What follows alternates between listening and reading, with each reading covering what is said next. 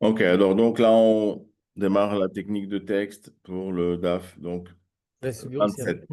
27A, bravo 27A. D'accord? Donc on va voir un petit peu chaque mot-clé avec ce qu'il implique, sa définition, ce qu'il implique. Donc le DAF commence, ici on était dans l'histoire. Non.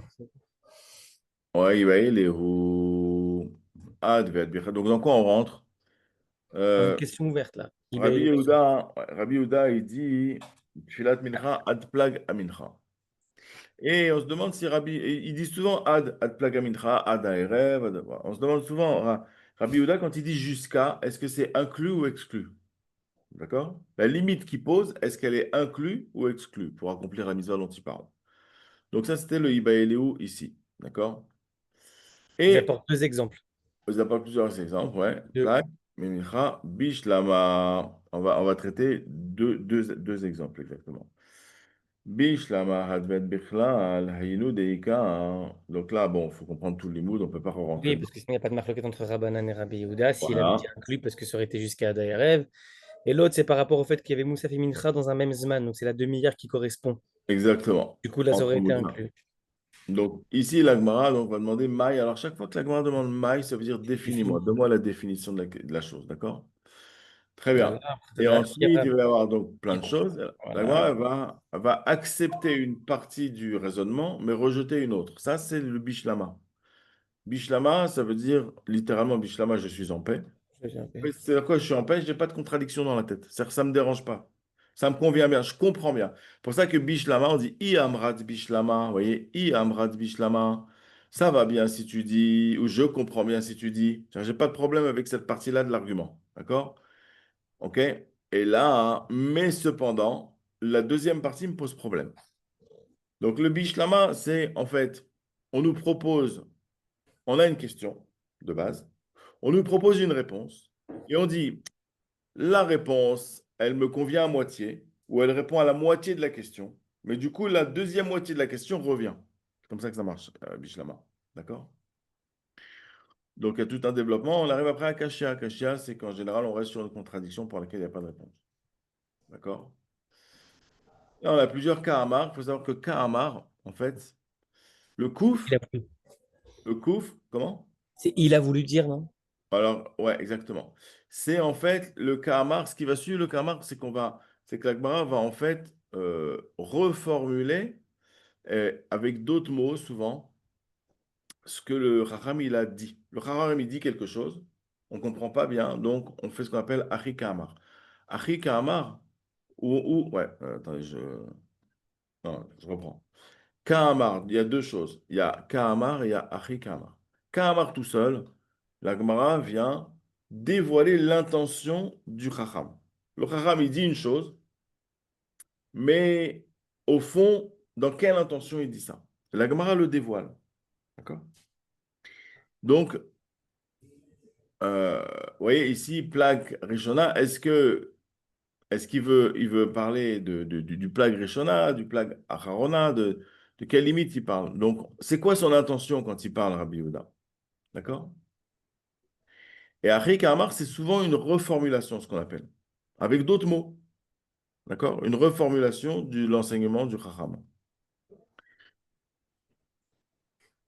OK. Après, on arrive, vous voyez, là, il y a deux points, là, on va arriver à deux points. Donc, on est un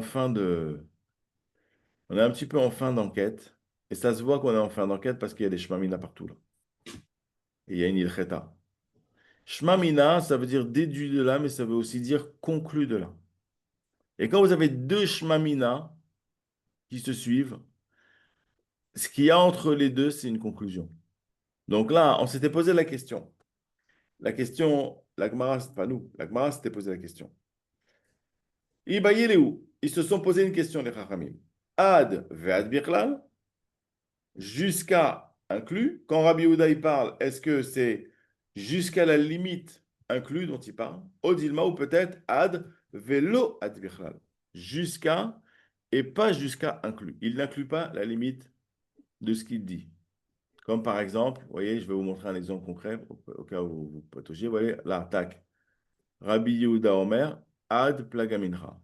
Vous voyez? Donc quand Rabbi Yehuda il dit que la prière de l'après-midi, vous voyez, Chachamim ils disent, Tfilat mincha ad ha'erev, sha'arei tamid shel ben arbaim, karev ve'olech ad ha'erev. Donc la prière de l'après-midi, c'est jusqu'au soir, d'après Chachamim. Rabbi Yehuda Omer, ad plaga mincha, jusqu'à la division, jusqu'à la moitié de mincha. Est-ce que cette moitié de mincha, il l'inclut dans l'heure d'accomplissement de mincha ou il l'exclut? Ça, c'est la question que s'étaient posée les Chachamim ici. Ad ve'ad bichlal, odilma ad velo ad bichlal. Ils ont fait tout le limoud, ils sont arrivés à une conclusion. Regardez la conclusion, comme c'est beau. Shma mina, compris Inclus. de là, ad ve'ad bichlal. Shma mina. Parce que Rabbi Yehuda, il parle du premier plague. Il parle du Prishona, alors qu'il ne parle pas du Kahamar. Et il ne parle pas du Acharona. Alors qu'au début, on avait dit, si c'est inclus, il n'y a pas de barloquette entre les Chachamim parce que Rabbi Yehuda, lui, il pense plague Rishona, Kahamar. Plague Rishona, Acharona. Et maintenant qu'on est venu fixer là au Kimta en disant que Rabbi Yehuda, lui, il pensait en fait plague Mincha Rishona. Parce qu'en Hmm. fait, la Braïta qu'il amène, lui, c'est juste ce qui indique le moment de passage entre Rishona et Acharona. Du coup, Mhm. ça rentre dans le fait que c'est inclus. Voilà comment. Voilà. C'était le mot de la fin, Razak. C'est pas ça que je voulais dire, mais vous l'avez dit, c'est bien. Et c'est juste. Ce que je voulais dire, c'est juste que, regardez, Ah on oui, ça se dit comprend. Shema Mina, Oui. déduit de là, ad ve'ad bichlal, qu'il inclut la limite dont il parle. C'est-à-dire que quand il dit ici, Rabbi Oda Omer, ad plaga mincha, on peut faire la prière de mincha jusqu'au plaga mincha inclus. Donc, il l'inclut. Et ce qui est intéressant, c'est conclusif parce que vous avez un deuxième Shema Mina. Donc, déduit de la Adveat Bichlal, que Rabbi Yehuda il inclut, Shmamina conclut le. Donc, c'est la halakha. Ok. C'est ça que je voulais montrer. Et en plus, regardez, Amar Rav Kahana, on a une autre conclusion. Halakha qui Rabbi Yehuda. Voilà, c'est encore plus fort. Il vient de dire que la halakha, elle est comme lui. Donc, c'est encore plus fort. Donc, on a ce qu'on appelle une ilcheta ici. D'accord? Très bien. Alors, on a encore ce système où entre deux points, on a une phrase qui est citée. D'accord? Ve'al tamid, pardon, shel shachar, shekarev be'arba shaot. Donc, là, c'est une phrase d'une des braïtot, d'accord, qui a été citée. Donc, encore une fois, la Gemara cite un petit bout de loi orale et elle va faire un korban, n'importe quoi. Elle va faire un commentaire dessus. D'accord? Mantana. Mantana, c'est un dossier que la Gemara ouvre pour chercher l'auteur d'un enseignement de loi orale. Mantana. Qui est le Tana? Elle lui dit, Mantana le haditnan. Quel est le Tana pour lequel il est enseigné, deux points ouvrez les guillemets, et après elle cite l'enseignement. Très bien. Donc Mani, Mani, de encore qui une est fois, l'enseignement? Mani, qui est l'auteur, Mantana, qui est le Tana qui a écrit cette Braïta ou cette Mishnah, Mani, qui est l'auteur de cet enseignement. Très bien.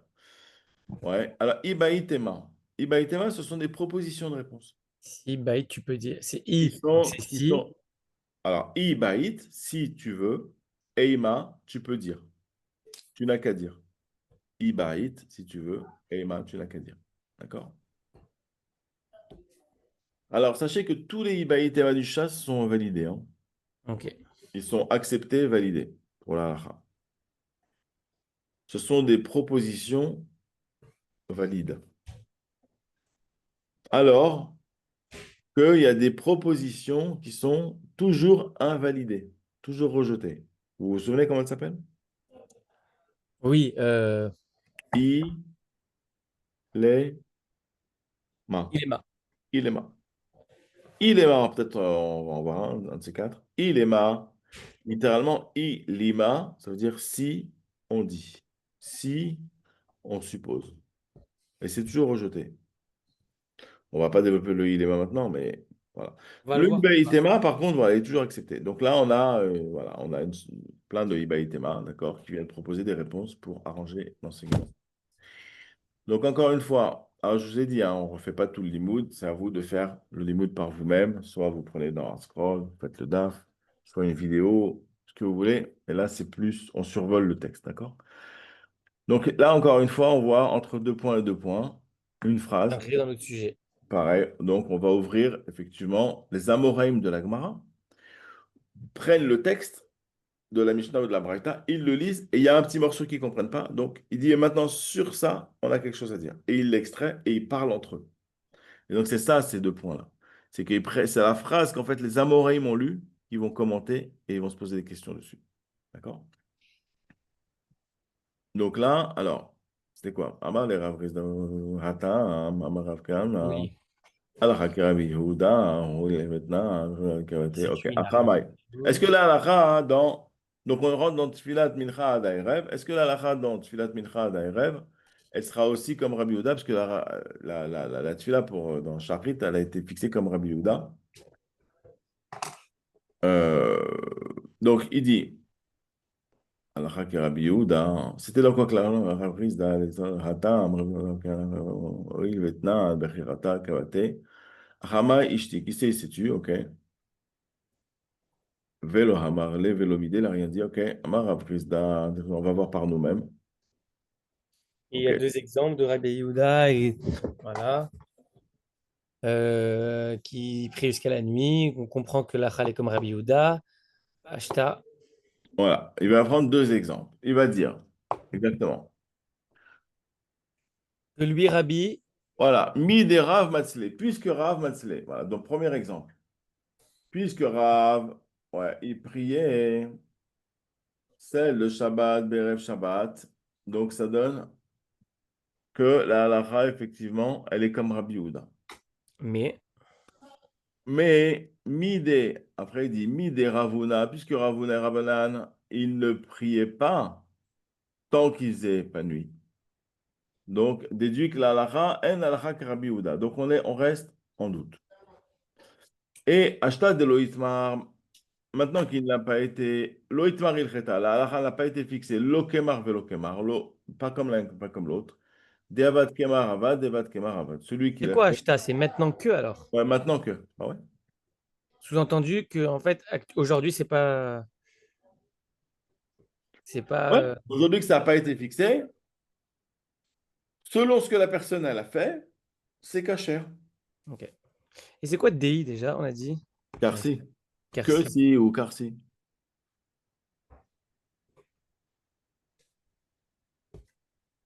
Ok. Ok. Voilà, après il a voyagé, il a Sabbat, il a Après, il y a l'histoire de prié. l'arbre Voilà. qui avait prié à côté d'un arbre, etc. On Tac, avait tac, plein on avait- Shmamina, Mikpal, Tamina, Rabo. Tac, tac, on apprend plusieurs Shmaminot. Voilà. Après, Ah. on a une halakha, voilà, qu'on peut pas être à côté. Tac, tac. Après, on a une braïta qui dit que celui qui prie chez Tistalek, Misraël. Et là, on dit non, Shahani, c'est un cas différent. Parce que c'était un Talmid travers. On ne fait pas chez Annie, c'est Shahane. Shahané, pardon. Non, ça, c'est un cas différent parce que c'était un Talmid travers. Pourquoi c'est un Talmid travers? Parce que le langage qu'il a employé pour lui parler, c'était un langage de travers. Ouais. Ve'amarle, Shahane est Tamid Chava. Voilà. Shahane est Tamid Travers, là-bas. Shahané, Talmid travers. Ah bah. Exactement. Tac, tac, tac, tac, tac, tac, tac. Ok. Voilà, ouais, ça commence à être un petit peu. C'est plus pauvre en technique parce qu'on commence à raconter beaucoup d'histoires. Vous vous souvenez? Ouais, voilà, donc ça c'est de l'histoire, ça c'est de l'histoire, et que le Tzibour, on le dérange pas. Donc ça d'ailleurs, qu'est-ce qu'on comprend de là? Parce qu'on comprend premièrement que Rabbi Yehuda Hanassi, lui, il allait semer à Zia, et après il enseignait des prakim. On disait que non, il a été semé à Zia parce que c'était pas encore la Xéra, donc en fait il s'est abstenu. Après, dans le deuxième exemple, on a un autre exemple où il y a Rav qui lui a autorisé de me remplir ses sacs de plomb, je sais pas c'était quoi exactement, mais il lui a dit, mais oui, mais non, mais là, c'était une erreur. C'est parce qu'en fait, il avait fait, mais il s'était trompé. Alors quoi? La prière, c'est irréversible. Et on vient du coup après de prendre l'exemple d'un Ah, type. vous voulez? Ah, c'était un. Je me souviens, c'était un. Ouais, c'était un Non, chakra mais avec. je comprends tout, mais je comprends pas en fait, du coup la conclusion. Ok, le Tibour, on le dérange pas. Et alors, du coup, quoi? C'est réversible ou c'est pas réversible?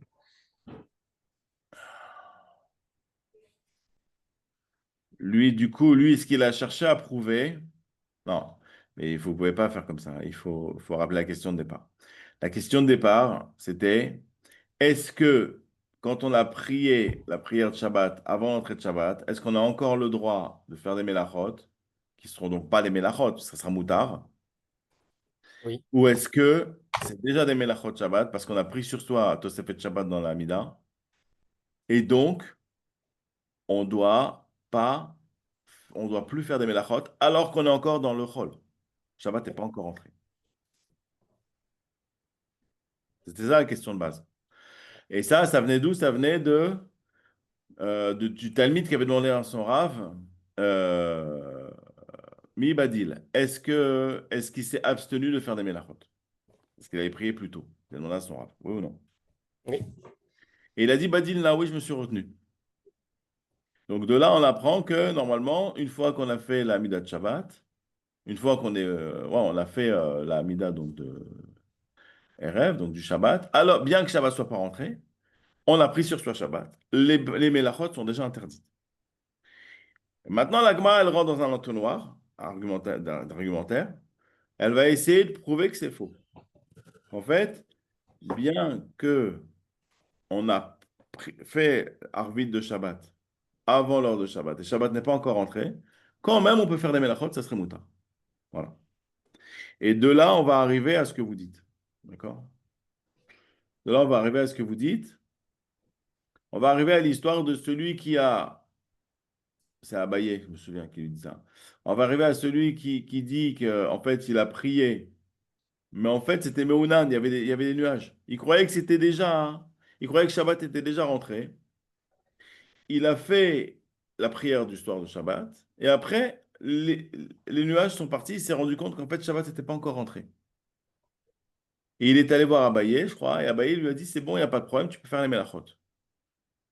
Donc de là, est-ce qu'on va dire que, vu qu'il a déjà prié Shabbat, donc c'est moutard de faire des Mélachot?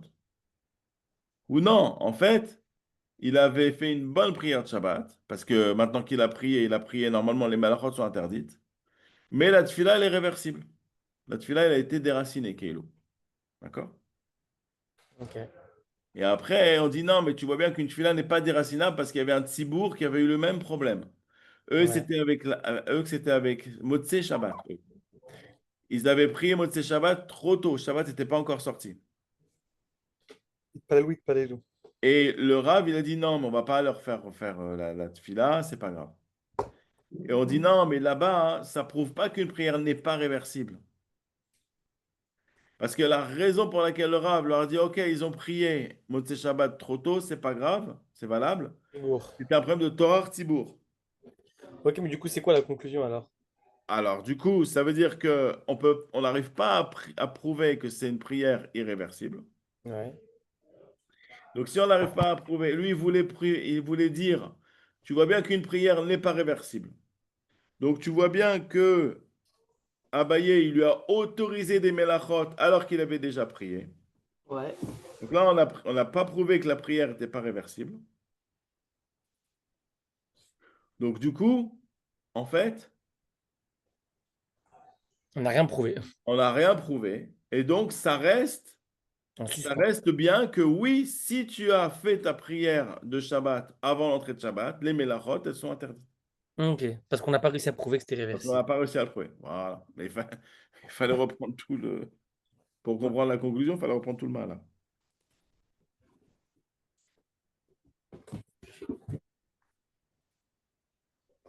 Ok, donc on est arrivé ici. Après, c'est toute l'histoire. Ouais, après, c'est de la gada. C'est pas de la gada, mais c'est beaucoup. Oui. Chivarta. Atrachishlo. Ah, il est mal, là. Alors, attendez une seconde. Ah, Alors, Amar, Rabbi Chia. Attendez une seconde. Il y a un matzlej, oh, il y a un attachement en passant, très bien. Tashma de Amar, oh, il y a un attachement, ouais, très bien.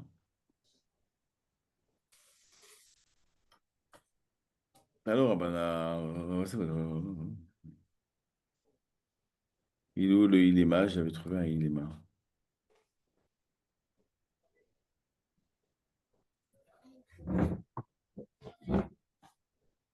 Voilà, Ilema. Comment il marche le Ilema?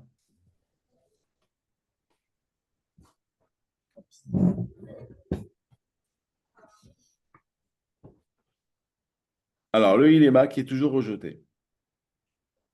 Donc là, on repart dans. Voilà. il est mat. Maïnek. Alors, voilà. Tfila, hein. Ouais. Tfila Erev en la keva. Donc là, on a vu dans la Braïta que la tfila du soir, elle n'a pas de fixation. Maï. Maï la keva. Donc déjà, maï, définition. Qu'est-ce que ça signifie qu'elle n'est pas fixe? Donc question ouverte. Proposition de réponse fermée. Il est ma. Ça sera rejeté. Si on suppose que ça veut dire quoi, une la keva? Deibae, matzle, kuleleila. Il est ma. Si on veut dire que c'est quoi qu'elle n'est pas fixe? Proposition. C'est qu'en fait, Ibae, s'il veut, Matzle Kule Leila. En fait, ce qui n'est pas le temps, ce qui n'est pas fixe, c'est le temps où on doit la prier dans la nuit. Tu peux prier à chaque instant de la nuit, c'est pas fixe. Quand ça te chante. Comment il parle? Il lui donne une affirmation, une interrogation? Il est Non, mais DI. voilà. C'est quoi? Bah, Que c'est si. une affirmation. Ok. C'est une supposition. Il te Que dit, s'il veut prier, il peut il est prier toute la ma. nuit. Si on suppose que. Alors, regardez, la Gemara, elle dit, Ma el la keva. Définis-moi ce en la keva dans la Braïta. Dans la Braïta, on dit Tfilat ha'erev en la keva. Ok. La Ok. prière du soir, elle n'est pas fixe. Définis-moi ce elle n'est pas fixe. Ça veut dire quoi? Concrètement, dans les faits. Il est ma. Si on suppose que quand on dit elle n'est pas fixe, c'est quoi? Deibae masle kulelela. S'il veut, il prie toute la nuit. Il prie quand il veut dans la nuit. C'est-à-dire que le temps n'est pas fixe. Tu as toute la nuit, prie. Il n'y a pas au début, à la fin, au milieu, ce que tu veux, quand tu veux. Alors à ce moment-là, alors, intéressant, regardez. Comme on est dans un iléma, on sait qu'on est dans une structure de raisonnement qui va rejeter la proposition. Donc, après la proposition, on a un très gros sous-entendu. C'est pas bon. C'est rejeté. C'est-à-dire, regardez, qu'est-ce que c'est qu'elle n'est pas fixe? Si on suppose qu'en fait, c'est le moment de la prière qui n'est pas fixe, virgule, ah, on est dans iléma, donc en fait, ça, c'est pas bon. En fait, c'est pas bon. Pourquoi c'est pas bon? L'itne, et voilà l'argument qui va justifier pourquoi c'est pas bon. L'itne, tfilat ha'erev, kol halayla. Dans la Braïta, il devrait enseigner, au lieu de dire tfilat ha'erev en la keva, elle n'est pas fixe, il devrait dire dans la Braïta, tfilat ha'erev, kol halayla. Donc là, il vient contredire, en fait. Là, il vient rejeter, du coup, Là, il vient, Ibaï non, Matsekoulé. alors, non, alors là, oui, il vient expliquer, il vient justifier le rejet. Plus précis que ça. Ok, voilà, ok. Il vient justifier le rejet Il a de justifié le Ibaï rejet. C'est Matsekoulé Laïla. toujours comme ça le iléma. Toujours. Vous avez iléma qui est annoncé. On sait que c'est rejeté. Là, il nous donne la proposition. Si tu veux, on n'a qu'à dire que, en fait, en la keva, c'est qu'on l'a pris à n'importe quel moment de la nuit. Ça, c'est la proposition de réponse à la question. Ma en la keva, il prie. Ça veut dire quoi qu'elle n'est pas fixe? Il prie toute la nuit à n'importe quel moment. Mais comme on est dans un iléma, c'est une supposition, on sait forcément qu'elle sera rejetée. Il faut que nous, après, on cherche la justification du rejet. C'est quoi? Non, ça ne marche pas. Pourquoi? Parce qu'à ce moment-là, si en la keva, c'est qui prie quand il veut dans la nuit, l'itne, dans la braïta, il aurait dû enseigner Tfilat rêve kol halayla. Et donc, puisqu'il n'a pas enseigné Tfilat rêve kol Ça a halayla, mais coupé, qu'il ça a aurait pu le coupé. faire, Ça a coupé, ça a coupé. Je me suis arrêté à la justification. ouais. Donc, la justification du fait que ce soit pas bon, c'est l'itne. Tfilat ha'erev kol halayla. Il aurait dû enseigner dans le langage de la Braïta que la prière du soir, c'est toute la nuit. Donc, comme il n'a pas enseigné comme ça dans la Braïta, forcément, en fait, cette proposition de dire que la prière qui n'est pas fixe, ça veut dire que le temps n'est pas fixe, c'est pas bon. C'est rejeté. Ah, j'ai compris, ok. Allez, dire, expliquez avec vos mots à vous. Qu'en fait, le Ilema, donc si on, Maï Lakeva, donc définis-moi le N Lakeva. Si on suppose que s'il veut prier toute la nuit, et que si que s'il veut, il peut prier toute la nuit, l'itne tfilaterev, quoi là, il aurait dû enseigner tfilaterev, quoi là, il aurait pas dû dire N Lakeva. Voilà. Et la Maï, alors quoi? Donc, alors comment tu vas le définir? Voilà, donc du coup, intéressant, voilà. Après le rejet, donc ouais, vous voyez, je suis content parce qu'on a trouvé un iléma et c'est vraiment intéressant.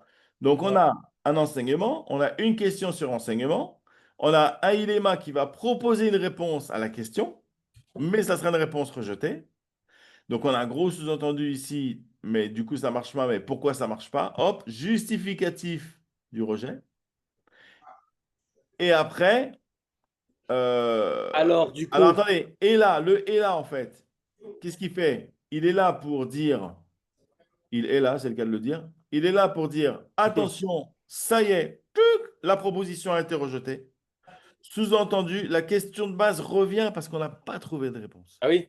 Voilà. Et regardez, la question de base, tellement que c'est vrai qu'elle revient, est là, mais en fait, Maï. et la keva. La question revient. Maïn la keva, maïn la keva. Ah, et là, Et point, virgule, là, maïn la Maï. keva. Voilà, là. Là, vous l'avez. Ah, je suis content, là, je ne l'avais pas bien compris ce passage. Enfin, Vous je ne l'ai décortiqué pas bien, là, je le décortique mieux. Bah oui. voyez comment et c'est la technique. Ahmed l'a fait. Technique de Quand vous texte, technique de maîtrisez texte. les raisonnements de base et les mots pivots qui les articulent et vous les reconnaissez, après, c'est de la folie, c'est des maths. C'est des maths. C'est automatique, c'est carré. En fait, C'est et dans toutes les masterclass, c'est toujours pareil. tout le temps, tout le temps. C'est un système de. En fait, c'est inclus dans l'aneshama du juif d'étudier comme ça. Et c'est pour ça qu'en fait, ils ont compacté la loi orale comme ça, et que nous, on a les outils pour la décompacter. C'est-à-dire qu'en fait, la Mishnah, elle est compactée, c'est-à-dire le choix des mots, le choix de la syntaxe, la manière dont ça a été formulé, l'organisation, etc. Tout ça, en fait, ça a été compacté de manière à ce que nous, après, quand on va se poser la question, mais en fait, attends, pourquoi il dit ça?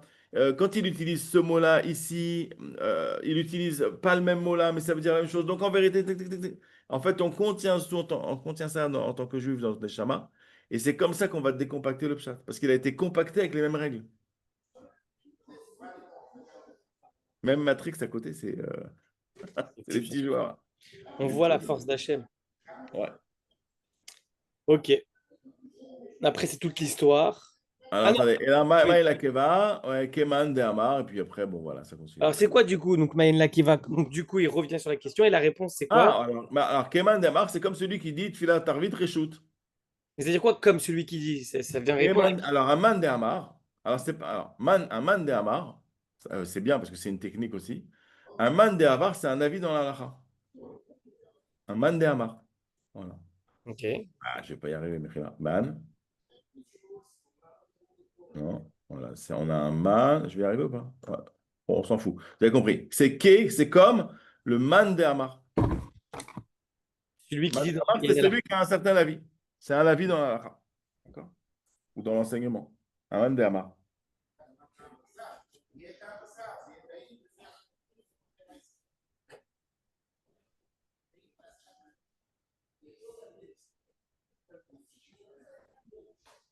Donc, man de Hamar, Tfilot, Arvit, Reshut. Tfilat, Arvit, donc, en fait, Quel lui dit rapport? la réponse, c'est. Bah, quoi, quel rapport? Bah, c'est la Quel rapport réponse. avec le Maïn Lakeva? Bah, essayez de comprendre la réponse. Bah, comme c'est reshoot, c'est pas obligatoire, donc elle n'est pas Bah, fixe. donc, si c'est pas obligatoire, c'est pas fixe. Je la fais quand je veux. Donc, c'est ça qui est pas Ok, oui, fixe. mais après, ils disent Dahama, Raviuda, Ouais. Rama. Et donc, c'est ce que dit Raviuda au nom de Rav Shmuel. Dehamar, Rav Yehuda, car voici qui a dit Rav Yehuda, Amar Shmuel, on Shmuel, Tfilat Arvit, à propos de la Tfilat Arvit, Rabban Gamaliel Omer Chova, Rabbi Yoshua Omer Reshut, voilà. Et là, on rentre dans la très très grosse marloquette qui va nous Donc, en fait, occuper là, pas mal c'est de nuit. comme celui qui dit Tfilat Arvid Reshoot, Dahama, Raviuda au nom de Rav Shmuel. Attends.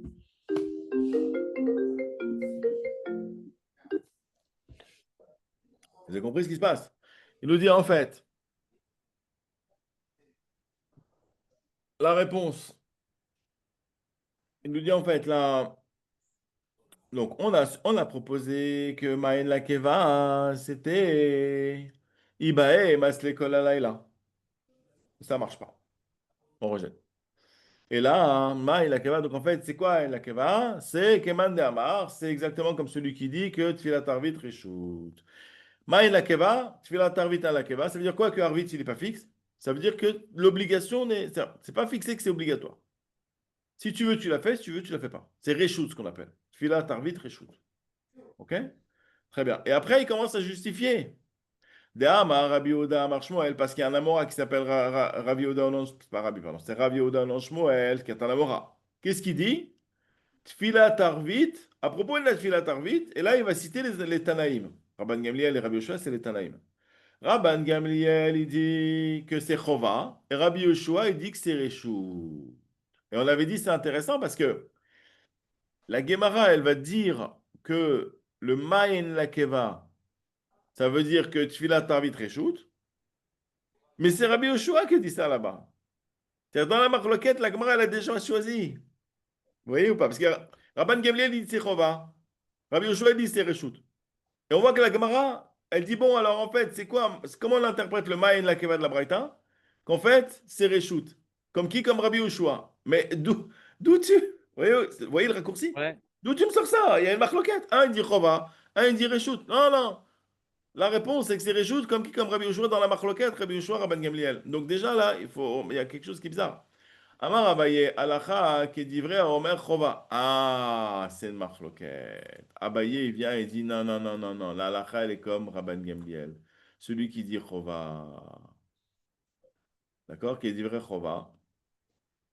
Rabba Amar Alacha, qui dit vrai, Omer Reshut. Vous voyez? Donc en fait, là, qu'est-ce qu'elle est en train de faire? Il y a un point. Donc on va.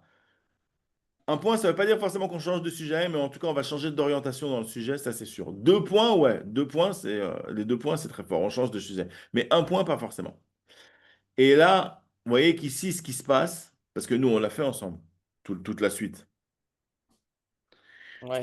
On l'a fait ensemble avec Rabban Gamliel, Oui. qui traitait mal Rabbi Yoshua, etc. Et en fait, on voit bien qu'est-ce qu'elle prépare la Gemara. Elle prépare tout le balagan qu'il va y avoir après.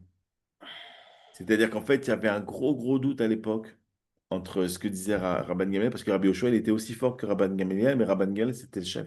C'était le chef de la yeshiva. Vous voyez ou pas? Donc, et comme en plus, il avait des comportements un petit peu limites par rapport à lui, ils l'ont destitué. Donc, vous voyez, et là, ça se voit, là. Là, ça se voit dans tout ça. C'est un grand, grand balagan. Est-ce que c'est Réchout? Est-ce que c'est Chova? Et comme qui on tranche, mais il y a une marloquette. Il y en a un qui dit que c'est comme l'un, l'autre qui dit que c'est comme l'autre. Vous voyez, on voit une espèce de brouhaha, là.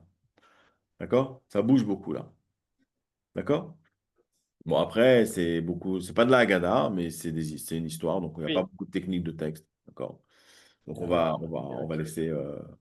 D'accord? En gros, il y a toute l'histoire entre Rabban Gamliel et Rabbi Yoshua par rapport à est-ce que Arvid c'est Chova ou Oui. Reshut. Et on voit que Rabban Gamliel, pour avoir raison contre Rabbi Yoshua, il avait des méthodes un peu dures et Rabbi Yoshua était très effacé, il n'osait pas trop dire son avis. Jusqu'à ce que le peuple en a eu marre qu'il le traite un peu mal. Donc, ils ont demandé la destitution de Rabban Gamliel. Ils l'ont destitué. Finalement, c'était très, très dur pour lui. Alors, c'est ce qu'on va faire aujourd'hui, nous, maintenant. Vous allez voir qu'en fait, ils vont le remettre. Ah, ok. Ouais, ils vont le remettre, vous allez voir comment. C'est, voilà. Voilà, chers auditeurs, donc on vous laisse. On espère que vous avez kiffé. Encore une fois, faut faire le DAF avant, d'accord? Pour kiffer la technique, parce que c'est très haut, entre guillemets. C'est bien après le chat, tout ça. Allez, bye. Arrête l'enregistrement.